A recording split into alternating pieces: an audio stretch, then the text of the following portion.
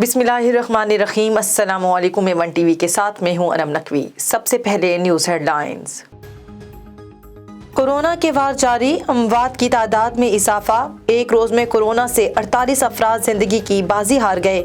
NCOC के मुताबिक 24 घंटों में 6,377 नए केसेस रिपोर्ट। कोरोना मुस्बत केसेस की शरह 9.94% रिकॉर्ड। 1,618 मरीजों की हालत तशवीशनाक।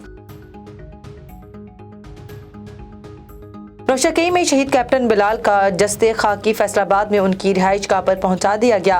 शहीद को खिराज अकीदत पेश करने के लिए लोगों की बड़ी तादाद मौजूद। शहीद कैप्टन बिलाल को आज फौजी एजाज के साथ सुपुर्द खाक किया जाएगा।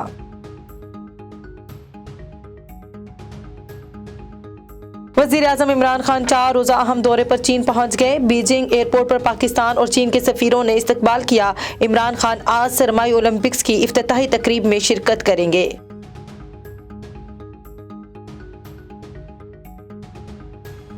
पंजाब के कई मैदानी इलाकों में धुंध, मोटरवेज मुतअद्दिद मकामात पर बंद। M3 लाहौर से जनावाला और M11 लाहौर से सियालकोट तक बंद।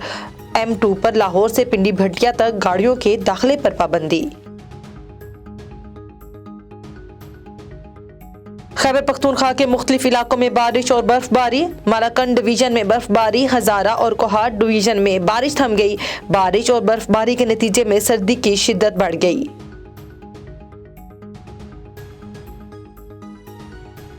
आलमी मंडी में खाम तेल की कीमत में मजीद इजाफा। अमरीकी तेल $1.80 महंगा होकर $90.6 का फी बैरल हो गया। 2014 के बाद अमरीकी खाम तेल की ये कीमत सबसे ज्यादा है। बरतानवी ब्रेंट ऑयल की कीमत $1.40 इजाफा, नई कीमत $90.93 फी बैरल हो गई।